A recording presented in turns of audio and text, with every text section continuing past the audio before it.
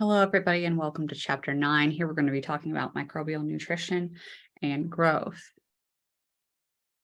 So here are our learning outcomes for this chapter, for Chapter 9, and what you need to be taking, your take-home messages, if you will. Microbial nutrition, here we're going to be talking about nutrients, which are acquired from the environment, and we need to use these to stay alive, right, for our cellular activities. These are things that are required for that. Organisms require influx of substances to fulfill their dietary needs, particular elements in their specific chemical forms of these elements, and how much each organism needs can vary from organism to organism, of course. So all living things require elements, right, in order to build the organism. So carbon, hydrogen, oxygen, phosphorus, potassium, nitrogen, sulfur, all of these are going to be useful in any living organism, for most living organisms. Yes. So any substance that must be provided to an organism, that we could call that an essential nutrient. So the term for that would be essential nutrient.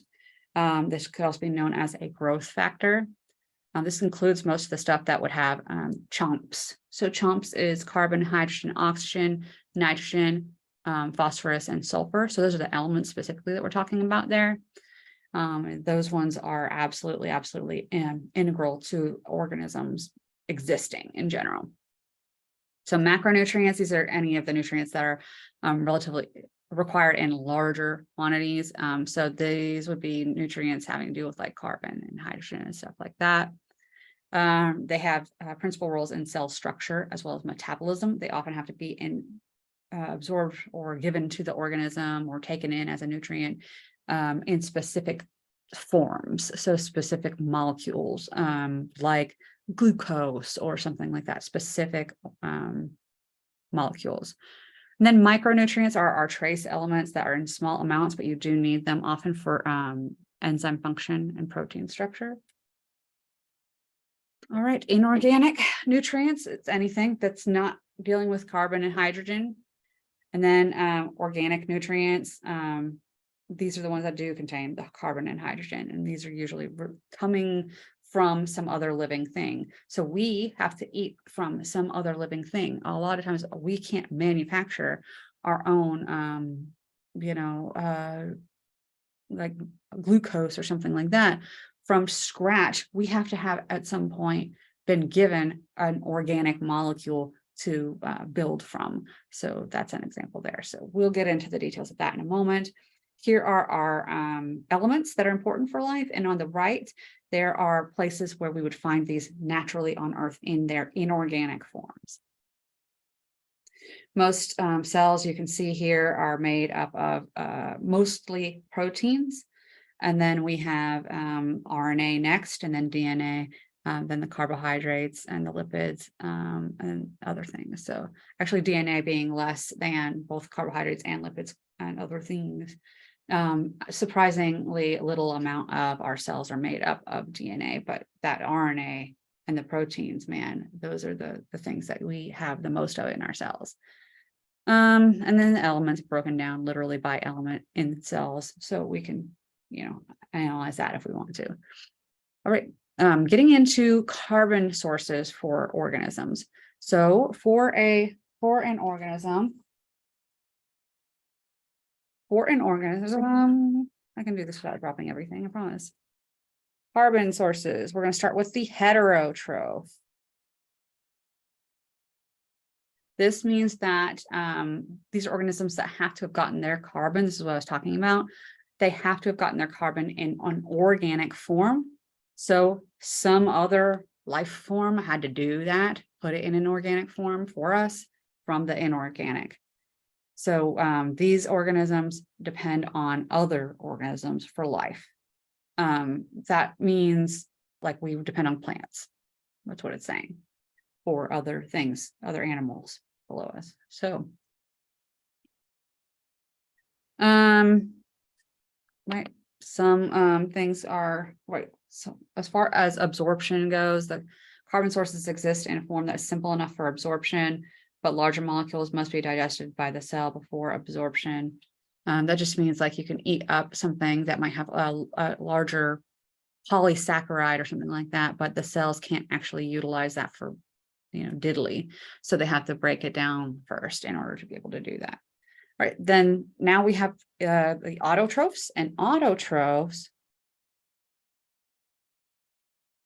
The autotrophs are self-feeders, these guys are going to use inorganic carbon dioxide as their carbon source. So they can fix that into other organic compounds. They have the ability to do that within their cells. This includes plants, yes. So they essentially use energy from the light to drive fixing carbon into glucose, which they can then use for energy, which we'll learn about in the next chapter.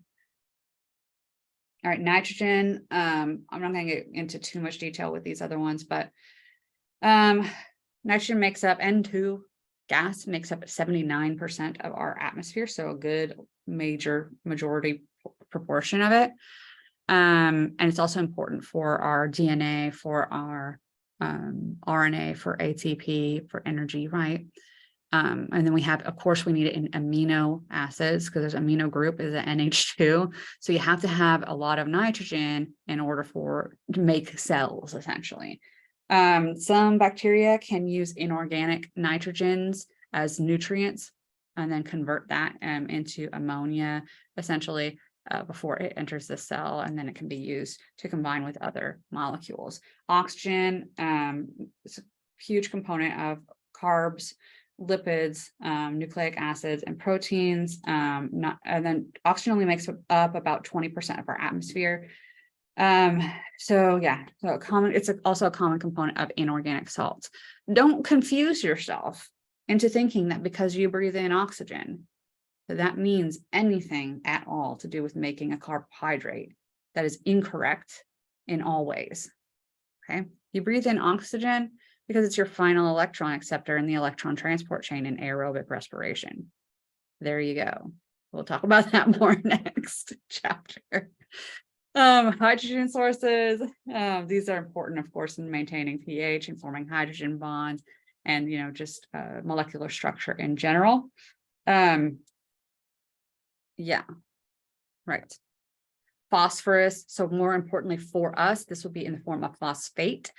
Putting that phosphate head group on the phospholipids, for example, it's essential. Talking about ATP, adenosine triphosphate, we need to have phosphates available for that. So we need them. Sulfur, we do need these in the form of methionine and cysteine, both of these amino acids, by the way, both of these amino acids have sulfurs in them, and that is actually crucial to structure and stability of proteins that can require covalent bonds made between sulfur molecules as disulfide bonds. Next, we have organic nutrients like growth factors. These are the organic compounds that are like amino acids and etc. Vitamins that cannot be synthesized by the organism and must be provided to the organism. This includes essential amino acids. This also includes a lot of vitamins for humans. A lot of our vitamins we can't make for ourselves, and we have to get it from our diet. This includes B12 as well as vitamin C, which if you've heard of scurvy, you probably know about. This is just splitting up, essentially looking at the different ways organisms can get their carbon versus their energy. And we're going to go into more detail of these guys here in a moment. But yes, we're starting out with our carbon, looking at the heterotrophs versus the autotrophs. Then we're going to look at the energy sources. So the energy sources are going to be dealing with, energy sources are going to be dealing with the chemotrophs and the phototrophs.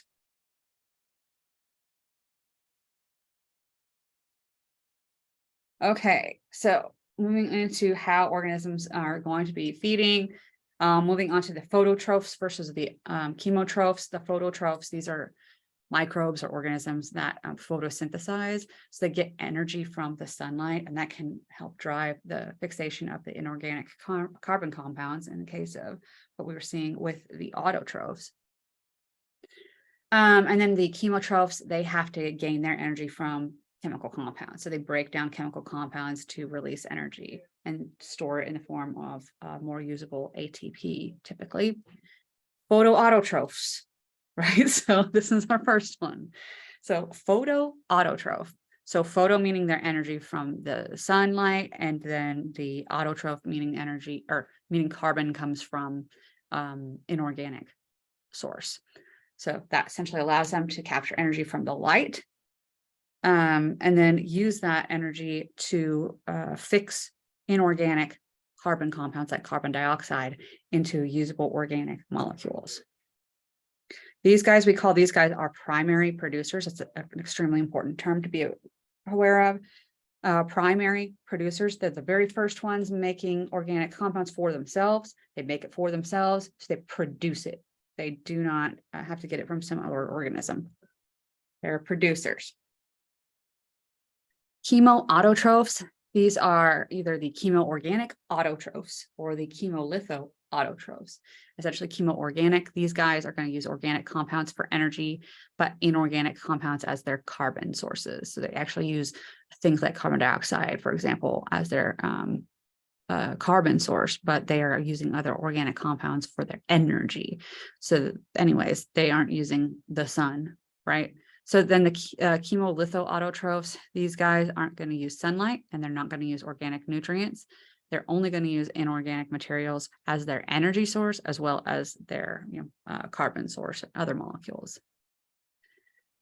Methanogens, these guys are going to basically take carbon dioxide and hydrogen, and then release methane and water. So yeah, these are methanogens, make methane essentially. Methane, yeah, it's often used in we find this in anaerobic environments, so no oxygen environments. And it is a greenhouse gas. So chemoheterotrophs, these are us, okay? Majority of the heterotrophs are going to be chemoheterotrophs.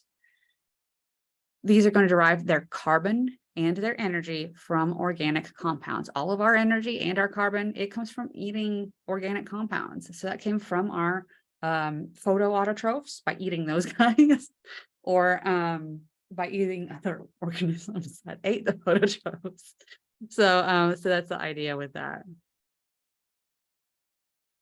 We're going to get into aerobic respiration when we get into the metabolism chapter. We're not going to break too much into the details of it for this chapter, but the idea of aerobic respiration is we're going to take something like glucose, an organic molecule, and it is an organic molecule. So now we're talking about the chemo heterotrophs, like you and I. Anyways, glucose, sugar. With oxygen, we're going to need that added in as well. This is why we breathe in oxygen. And then we're going to be releasing essentially carbon dioxide as a byproduct, and then water. And then we're going to store energy as we've broken down glucose into that carbon dioxide and water, basically, through the entire process. So that's the idea of what's going on with aerobic respiration. And ATP, adenosine triphosphate, is our energy molecule. Remember those triphosphates, those 3 phosphates at the end. Those guys are going to repel one another, and that's where that energy is stored. So when you break it off like it wants to, it releases that energy that was stored in there. And we'll go into more detail of it in the next chapter. Saprobes, these guys are just breaking down dead things. I mean, I don't know how many more times I can say it. Saprobes break down the dead things. They have cell walls that they can't engulf large amounts of food. So what they have to do is release these enzymes that break down things that are outside of them, and then they can absorb it after that, right? So this is a picture depiction of that, allows them to absorb it once they've broken it down. So we have those organisms that are obligate saprobes and the ones that are facultative parasites. The obligate saprobes, these guys are free living fungi, protozoa, whatever. They live on dead organic matter. And then we have the facultative parasites. These guys are able to infect hosts part-time when the host is compromised, typically, so opportunistic type infections.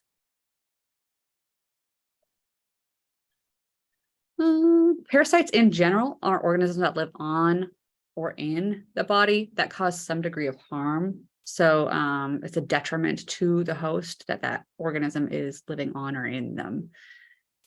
We have actual parasites can be viruses, or they can be up to worms. So anything in between also can be considered pathogens, can be considered parasites. Parasites are also considered pathogens because they cause damage to tissues and even can cause death. Obligate intracellular parasites have to spend their life cycle at some point inside of a host cell, an actual cell of the host. So that includes viruses and certain protozoans like malaria. Nutrients must be taken into the cell, and waste materials must be transported out somehow. So there's transport across the cell membrane. We've already talked about how the membrane is a picky sort of fickle thing, right? It's got the charged heads and the hydrophobic tails, and they don't want to work together, and they don't want things going in and out of it. So we have to have specific ways to transport things in and out. This leads us to the concept of diffusion. So diffusion is the movement of molecules in a gradient from an area of high density or concentration to an area of low density or concentration. Across a membrane, now we're talking about the concentration gradient and the permeability of the substance being important as well. So can it get across the membrane? As far as diffusion goes, if I fill half of my office with bouncy balls and put them, stack them, push them up there, and then with my mind energy, because I'm totally able to do this, with my mind energy, hold it into place, and then suddenly let go of it, they're just all going to fall everywhere, right? They want to spread out more. It's natural. That's diffusion. So that's what causes things to want to be equal on both, pretty much all over the place. So osmosis is a diffusion of water across a membrane, a selectively permeable membrane. So water is the only thing that can move across a membrane.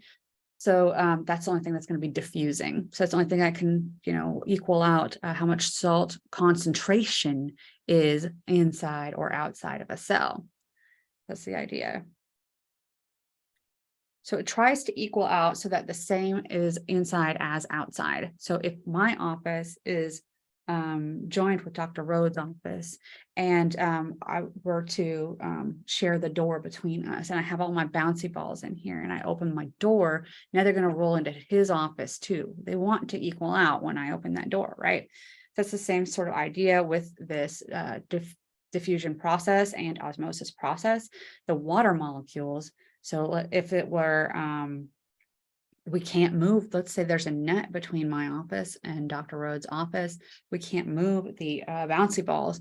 So the forces of nature, if you will, would either want to move water out of, definitely Dr. Rhodes' office is filled with water now suddenly.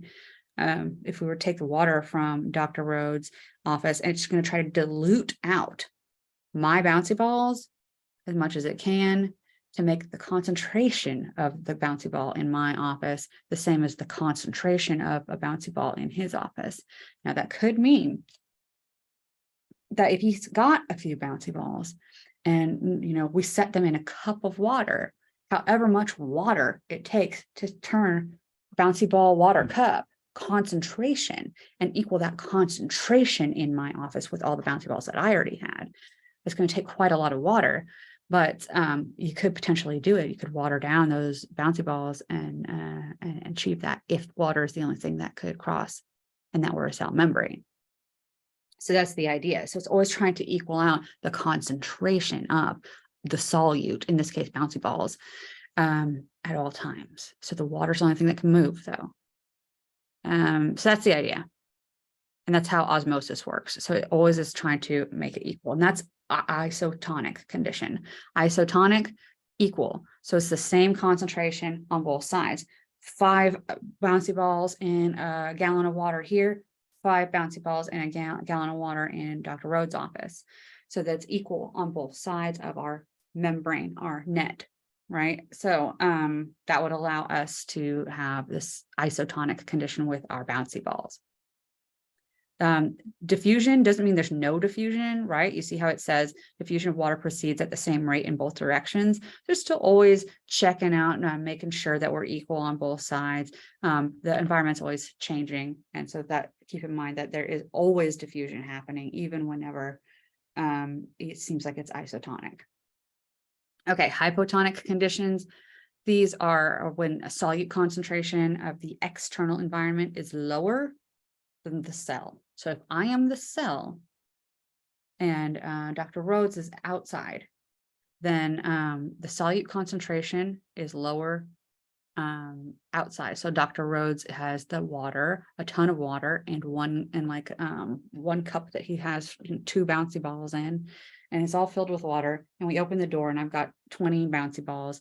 His water's going to rush over until the concentration of my 20 matches his, 1 cup holding the bouncy balls at that point. So that's the idea of what I was explaining earlier.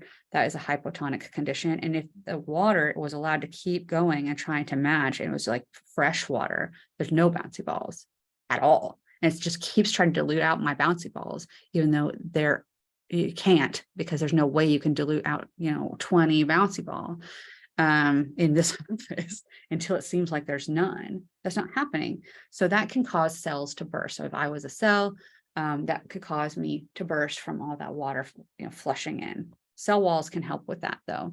In a hypertonic condition, that means that he's the one with the bouncy balls now. And Dr. Rhodes outside, he's the outside. He's got all the bouncy balls and I have all the water. So my water is going to rush out of my office to try to dilute out his bouncy balls until the concentration of our bouncy balls is the same. So that's the idea there. And osmotic pressure is what causes the water to move out of the cell. So that's going to create an actual osmotic pressure effect there. If too much of my water, like we were saying before, if we keep trying to put more and more and more and more water into my office on the hypotonic, the other one, that could cause me to burst, right? But we can't ever dilute out those bouncy balls enough.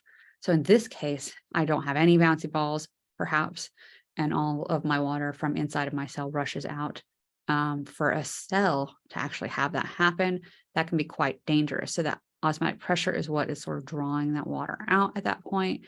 And that can lead to something called plasmolysis. So that's basically shrinking of the cell till deadly. So this is some picture depictions of what I was just explaining to you if you don't like the bouncy ball explanation, but this is essentially what would be happening here. Isotonic, same outside as inside. Hypotonic, less outside than what is inside. More water is out there. And then we have hypertonic, where we have more solutes, bouncy balls on the outside. Okay, isotonic conditions usually normal. That's usually a good deal, right? A little stress. Hypotonic, this can be like bacteria that live in fresh water. And so amoeba themselves can have these vacuoles, which are little structures inside, membrane structures in the cell that just constantly move out the water that keeps trying to come in. So that even though water keeps, it's like having a bucket. So all the water keeps coming from in here from Dr. Rhodes' office, and I just keep bailing it out. That's essentially what amoebas do. For bacteria, they have that stability from the cell wall itself. For hypertonic environments, there are some bacteria that actually take in salt into their cells so that it will be isotonic with the environment. So it's like if,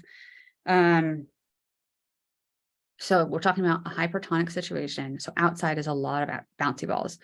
So Dr. Rhodes has 20 bouncy balls, and my water is going to rush out of my cell to try to dilute out the bouncy balls, right?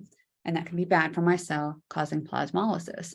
Well, if I am a halobacteria, then I have already come prepared, or I was already able earlier on in the week to store up 20 bouncy balls. So now I don't have to give up any water. So that's the idea with the halobacteria. They've already taken up the salt in the environment. So the solute the solute in their environment, so that they don't have to have this exchange of the solvent, which is the water. So that's the idea there. Passive transport, this is referring to diffusion. Passive transport means there's no energy being spent in moving molecules across a membrane. So simple diffusion, we're talking about osmosis, right? Movement of a molecule, movement of a molecule from high concentration to low concentration just naturally. Facilitated diffusion is moving molecules from high concentration to low concentration, still natural.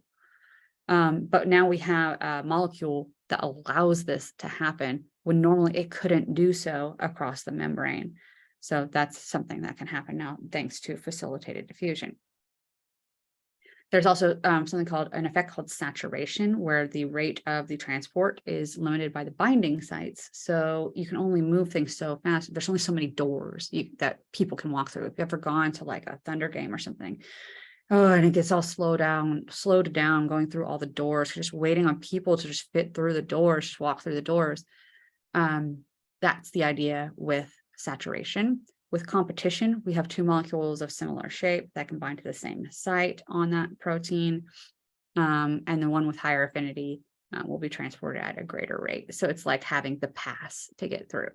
So you have, I don't know, handicap stickers, they let your car through in a driving situation. So active transport, this is going to require energy every time, always requires energy. So it's called active. This is transporting things against a gradient or by a faster rate than what that would happen by natural diffusion. Okay. So we have pumps and permeases that allow for this to happen in the cell. And again, you have to have energy being spent in order to do things. You have to be able to do this if you're going to be transporting things like potassium and sodium and stuff, because this is going to help maintain, the homeostasis essentially, and as well as a nerve function, because you have to constantly deal with that as a nerve cell. So active transport, I don't know, you need ATP or a driving force like proton movement across to help everything get moved across. And then we have group translocation, which means that one molecule is moved across and simultaneously converted to a metabolically useful substance. Normally you wouldn't be able to move that molecule across by itself separately, but these two things working together are able to get across. That's what the idea is. Endocytosis, this is a bulk transport mechanism, mass transport of large particles, cells, and whatever. We're going to be like essentially engulfing something up. Phagocytosis is cell eating, so large molecules like entire cells can be eaten up by the cell and wrapping itself around something and just taking it in to a compartment. So that's really important with your immune cells that will go around eating that foreign material. So that's phagocytosis. That's cell eating. Phago means eating, by the way. They'll ingest whole cells, or other large matter. But penocytosis is kind of the opposite of it. So that's cell drinking. Yeah, so that's oils and solutions and stuff like that getting passed into the cell via endocytosis, so engulfing.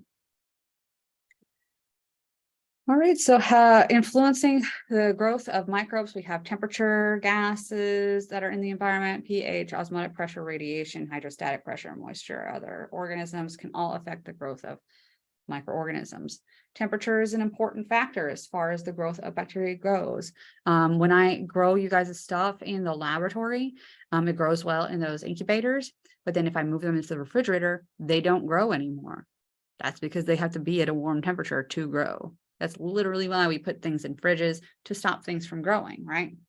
So favored temperature, the best temperature, that's the optimum temperature. Then we have a minimum that they can grow at, and then the maximum that they can handle.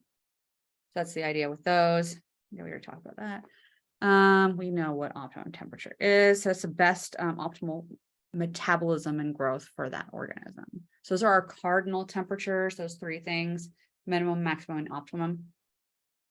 Then based on an organism's temperature preference profile on those cardinal temperatures, we can group them together based on those temperatures. So psychrophiles, mesophiles, thermophiles, right? That's cold, moderate, and then hot. So psychrophiles, these guys like to grow in the cold. I'm not going to ask you guys about specific temperatures, temperature ranges. I'm not going to give you like, is it, capable of growth at 1 degree Celsius or 0 degrees Celsius? I'm not going to ask you that. But if I give you a temperature, it's like this organism grows extremely well at 10 degrees Celsius, you better be able to know that that's cold. Okay. These guys are psychrophiles. These guys cannot grow above 20 degrees Celsius. That's room temperature. Okay.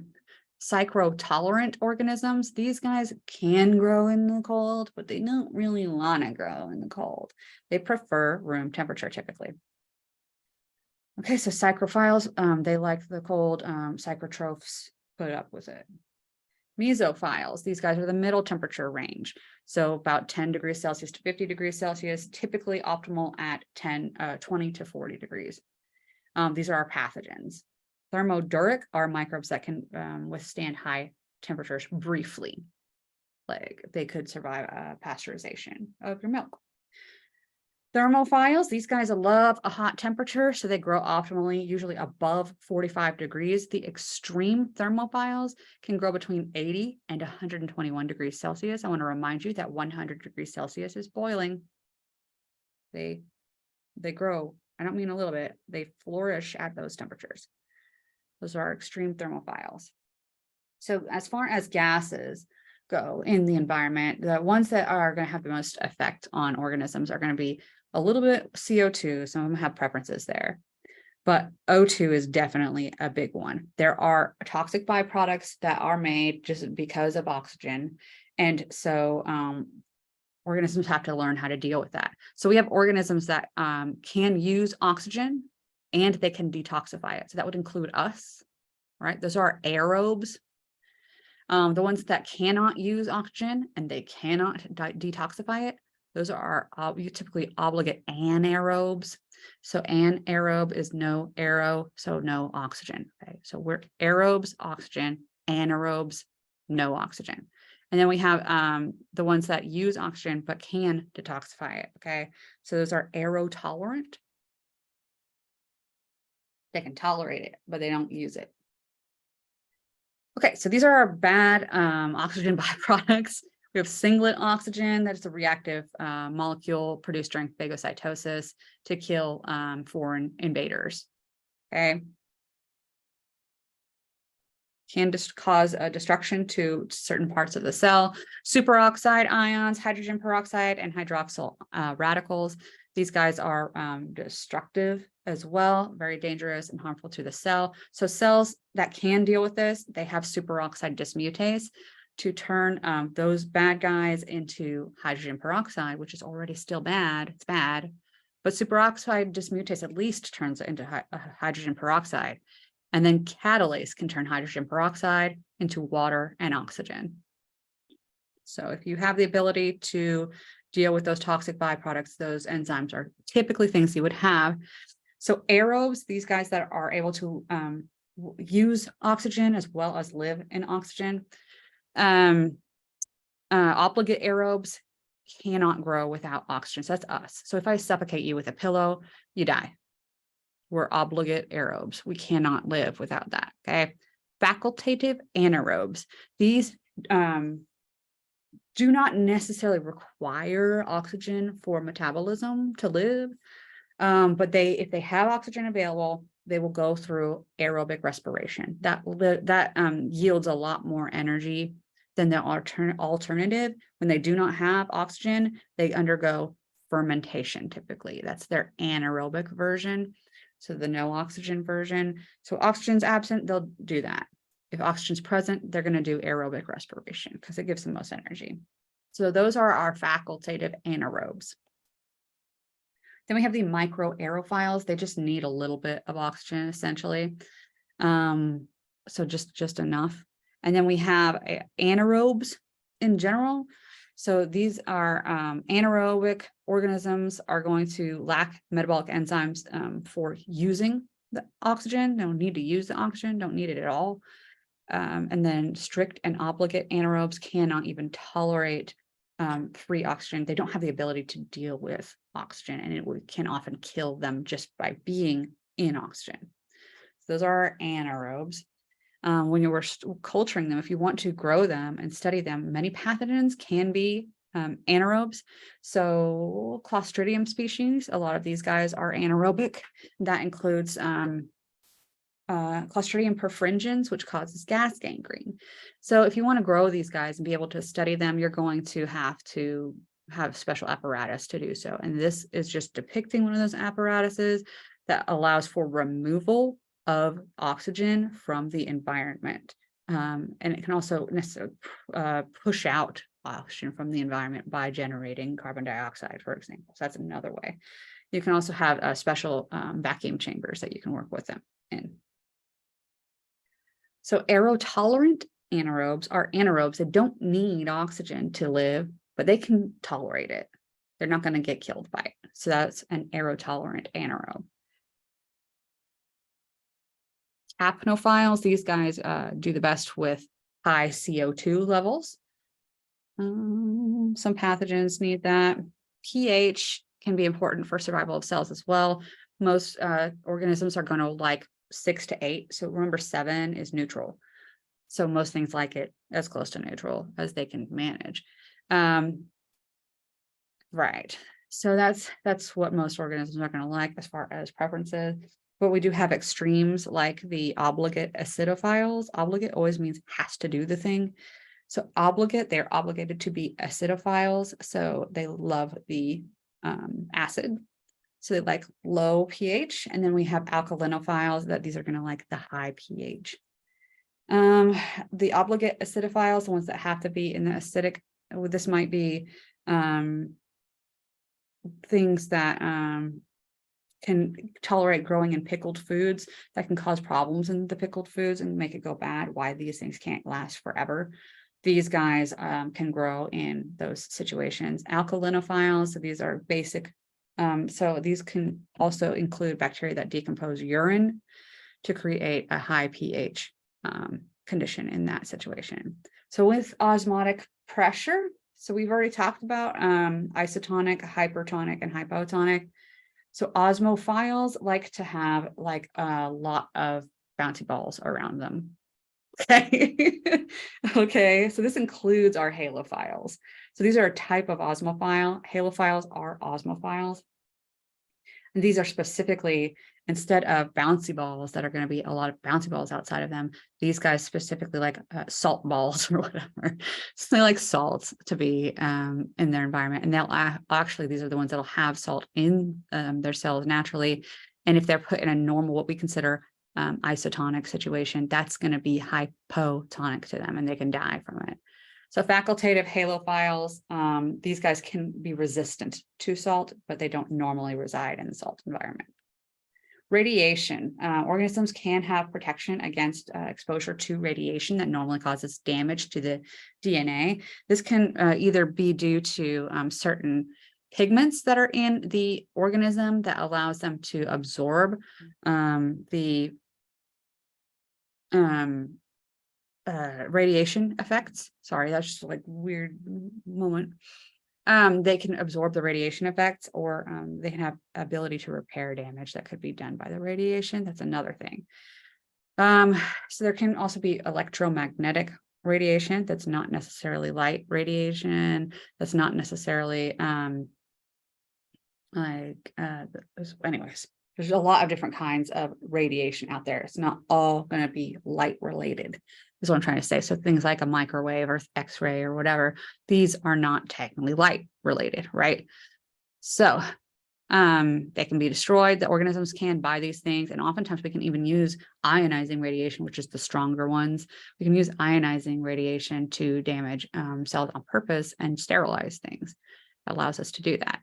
Ultraviolet can cause serious damage. If you're exposed long enough, you could, I guess, sterilize something, but we don't typically use it for sterilization. The barophiles, this is like when you think of a barometric pressure, right? So this is the pressure ones. So the ones that can withstand high pressure at like deep sea, typically. Moisture. Right. So a certain amount of water on the external surface of the cell is required for diffusion of everything. So we need to have water kind of around in general. There has to be, can't be completely dried out altogether. So that's important. But dormant and dehydrated cells like bacterial endospores or protozoan cysts, they both have similar function. These guys can tolerate drying because their enzymes are already inactive. So they don't have to worry about denaturation of their enzyme. Right. Relationships between organisms, their dependence or the essential, the essential relationships between one another. So symbiosis, organisms are in close relationship. We can have mutualism where both benefit, commensalism where one benefits but the other isn't harmed or anything, just one benefiting, and then parasitism where we have the parasite is causing harm to its host. Okay, so those are symbiotic. So you live in close relationship. It is required by at least one of the organisms. In a non-symbiotic relationship where free living, survival is not, associating with one another is not required for either organism, but they can have relationships with one another that can affect one another. So here we have synergism where members will cooperate and share their nutrients, and then antagonism. This would be some members are inhibited or destroyed by others. An example of synergism, a good example of that would be like biofilms. So with microbes, and then antagonism, we have microbial antagonism in our bodies, typically where the organisms that are in our bodies will not allow a bad guy to come in and take foot, and we can even make toxins that can kill, well, not we, but like our bacteria would make toxins that could kill any invaders, not all of them, but it can happen. So that would be microbial antagonism. So symbiosis, let's get into the details kind of a little bit. We already talked about this is a close partnership that is necessary. Mutualism, they have one requires it. At least one of them requires it, and they're both benefiting somehow. So in this case with this fish, it's getting, the little one is getting food by eating the parasites off of the big one. The big one is benefiting because it's getting parasites removed. That's an example. A lot of our organisms in our gut fall into that mutualistic category, as well as the commensalism, where one benefits and the other would not be harmed or benefits, just kind of whatever, that we would be that. And then we would be the co-inhabitant. And then we have the parasites, which I think most of us know what that is. It's causing harm to the host. And then we just talked about antagonism and synergism. Antibiosis is a form of antagonism where we will be producing inhibitory compounds like antibiotics, like mold would do, right, with the penicillin. So that's a good example of that. Biofilms. So we just mentioned biofilms. It's like the plaque on your teeth. Yes. So we have an original colonizer in the biofilm, and the others will, attach to it. And then they can communicate in a way with one another with chemicals being released to let one another know about the health of the whole biofilm population.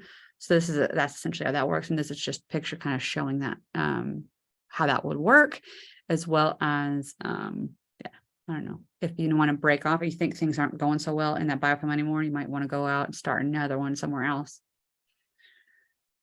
Bacteria divide by binary fission. The parent cell, the original cell, enlarges and duplicates its chromosome, and then it pinches off in the middle to create two identical daughter cells. That's basically binary fission and how bacteria will, there's no sexual exchange of genetic information whenever bacteria divide and create new ones.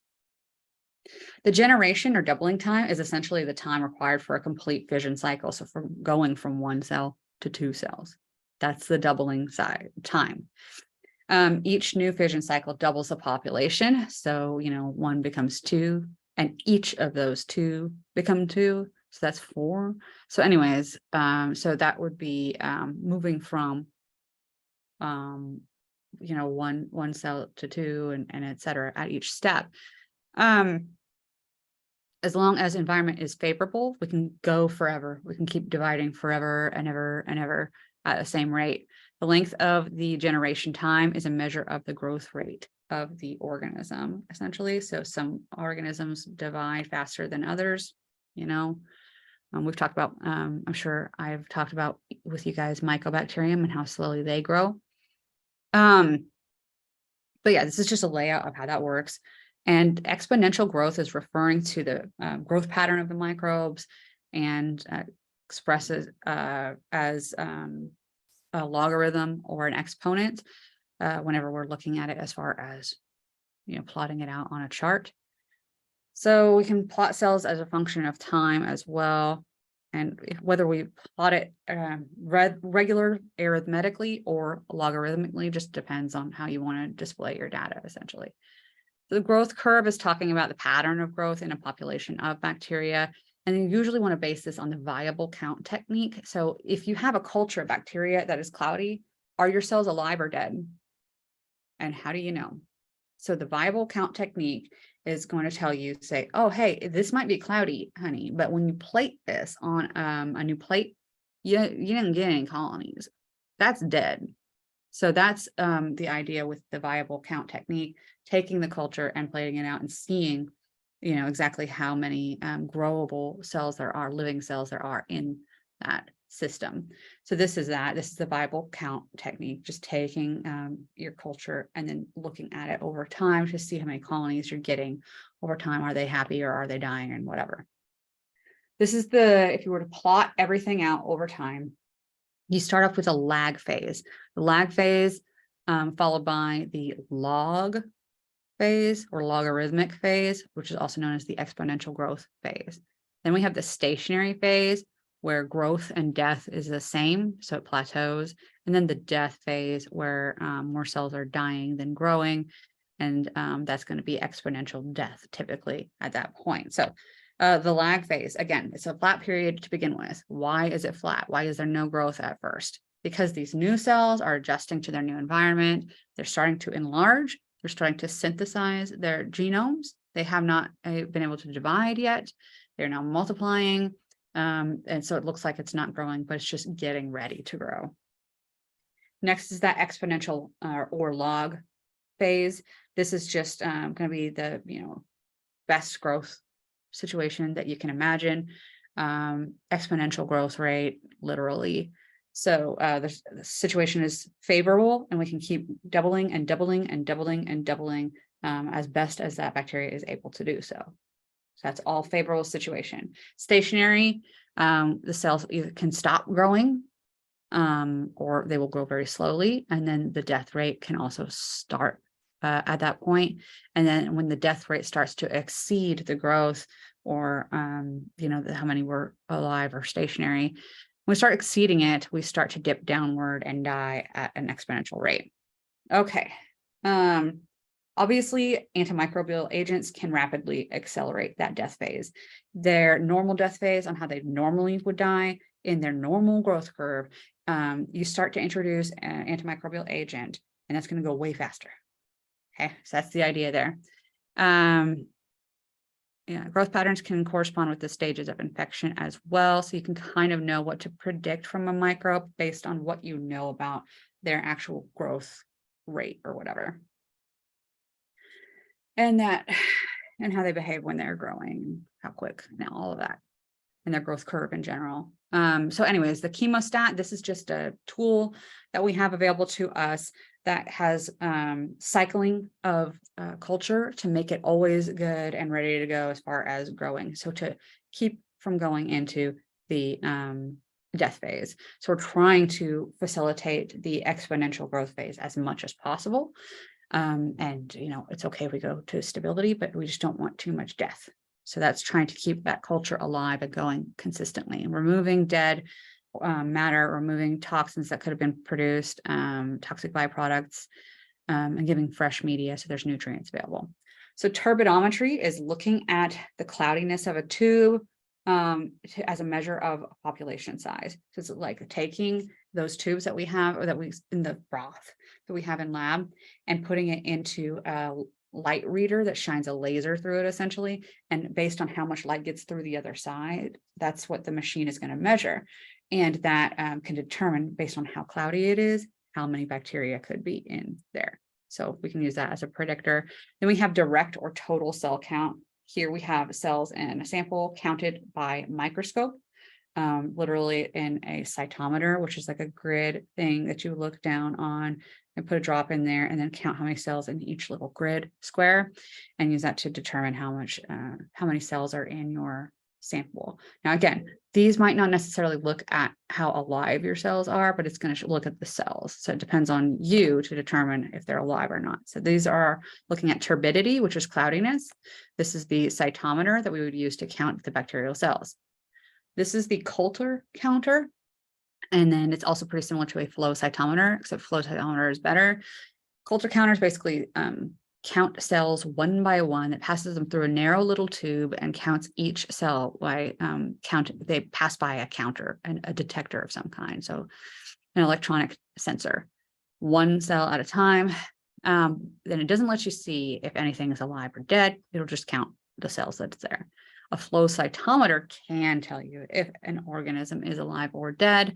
So it works similar concept, but we can measure size. We can differentiate between the live and the dead cells. We can use fluorescence to look at certain aspects of the cell and whether these cells have it or don't have it and blah, blah, blah. And that's the idea of how the flow cytometer is a better, the flow cytometer is better all the way across. Okay. Polymerase chain reaction. Ooh, if we have, a culture of bacteria, and that means we have a certain amount of starting DNA material to work with, and then based on that, performing DNA and performing PCR to multiply that DNA and looking at the results of what we get in the end can show us essentially how far along that population is in that culture. Whatever you can quantify using the actual PCR, because you'd be starting with more or less DNA to begin with, essentially. So we can also measure ATP. So that's our adenosine triphosphate energy molecule. If we can measure that out, that could tell us, some food and pharmaceutical industries, I guess, use that as a measure of microbial activity in substances. But anyways, yeah. That's another way. So that's the end of this chapter. So why are photoautotrophs considered to be the base of the food chain? I will leave you with that question. I'm going to try not to answer because I always try to answer these. And I will see you guys next time.